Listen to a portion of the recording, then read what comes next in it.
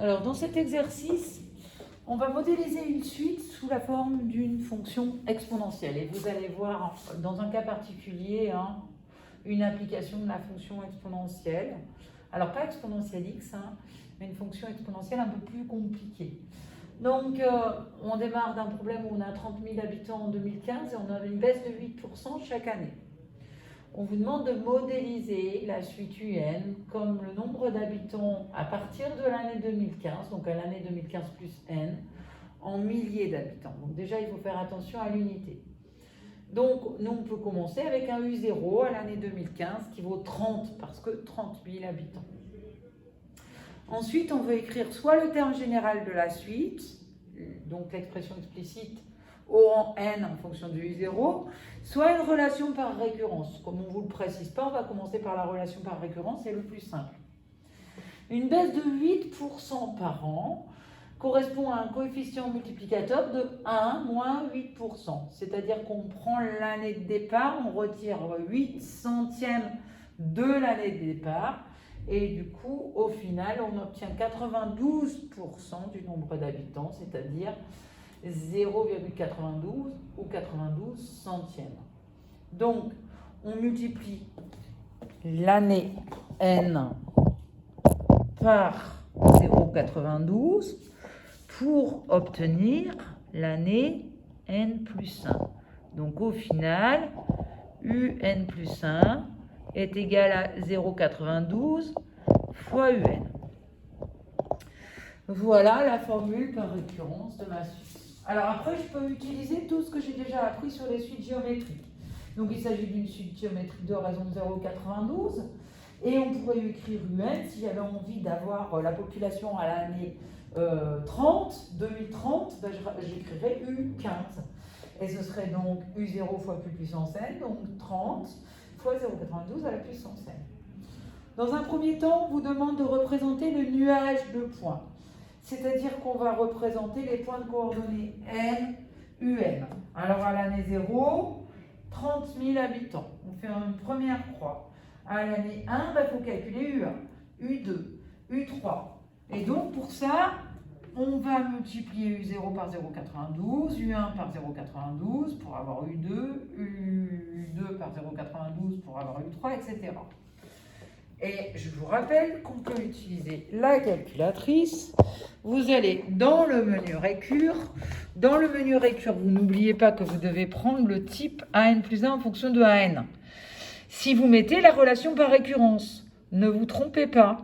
Si jamais vous vouliez utiliser la formule explicite, il faudrait prendre le type ici, il faudrait changer et mettre celle-ci. Bon, nous, on conserve F2 parce que je vais mettre ma relation par récurrence. Donc, ben voilà, je vais retirer, c'est pas grave. On écrit 0,92. C'est difficile de faire tout en même temps. Fois AN, le terme précédent. J'oublie pas de paramétrer ma suite. Voilà, je valide. Je paramètre dans 7. Je mets un start à 0. Un end à 5 si on veut, on aura 5 termes. 1 à 0 à 30. Et c'est parti, j'ai les premiers termes de ma suite sur la table. Je vous laisse arrêter la vidéo si nécessaire et on obtient les premiers termes de la suite. Dans un deuxième temps, on vous demande donc d'écrire cette fonction, enfin cette suite sous la forme d'une fonction continue du temps. C'est pour ça qu'on introduit un t. Là, pour l'instant, on était année par année, 1er janvier 2015, 1er janvier 2016, etc. Là, on s'aperçoit que les points, le nuage de points est sur une courbe qui va être une courbe d'une fonction exponentielle qui est donnée ici. Et donc, avec un a inconnu et un k inconnu. Donc nous, vous occupez pas de ça pour l'instant, c'est la fin. On va prendre, il faut qu'on détermine a et k. Il nous faut deux équations et deux inconnus. Donc une première équation, vous remplacez t par 0. Si t est remplacé par 0, ça nous donne f de 0. Et f de 0, je le connais, c'est 30 pour 30 000 habitants. Donc f de 0 fait 30 et f de 0 fait a, que je veux déterminer, fois exponentielle k fois 0. Mais ça fait 1. Donc en fait, on trouve notre A qui est là. Notre A, il vaut donc 30. Ensuite, il faut que je trouve mon K. Donc il me faut une deuxième équation. Je trouve une valeur simple de T et je sais que f de 1, T égale 1, en 2016, fait U1 qui fait 27,6 milliers d'habitants. Donc, je remplace dans ma fonction ici T par 1, le A par sa valeur 30 et je trouve donc que exponentielle K fait 27,6 divisé par 30. Alors, l'année prochaine, vous saurez que la solution de cette équation, c'est ln de 0,92. Le logarithme n'est pas rien. Donc, si on fait ln de 0,92, on trouve moins 0,083 environ. Nous, on ne le sait pas. Donc, on va utiliser la méthode qui consiste à chercher l'intersection de la fonction exponentielle x avec la droite d'équation y égale à 0,92. On cherche ce cas. Deux solutions à la calculatrice. Soit vous résolvez l'équation en introduisant y1 égale exponentielle x, y2 égale à 0,92 et vous cherchez l'intersection des deux courbes. Vous allez trouver ici moins 0,083 et pouvoir trouver une approximation de la fonction. On avait vu que c'est une approximation qui s'écrit comme ça.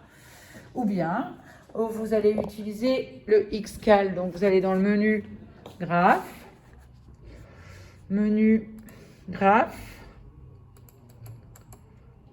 Hop, exé. Là, évidemment, on delete. F1. Je mets juste la fonction exponentielle x. Hop, hop, hop. En dessous, je peux mettre 0,92. 0,92 pour pouvoir ensuite chercher l'intersection entre les deux droites ici. Alors, vous voyez bien qu'on lit très mal, mais qu'on lit une valeur négative ici très petite. Donc, pour résoudre, on fait gsolve, intersection, et là, vous avez donc l'intersection en moins 0,083 et vous avez votre cas. La deuxième solution, c'est de prendre gsolve. Ah. Qu'est-ce qui se passe? Ouais. Et dans gsolve, vous pouvez tout simplement utiliser... Alors, on veut l'antécédent de 0,92 par la fonction exponentielle. Donc, l'antécédent, c'est un calcul sur x, ici, f2, lorsque y, donc, vaut 0,92. Et vous retrouvez ce ln de 0,92 ici, ce k qui vaut moins 0,083 environ. Voilà.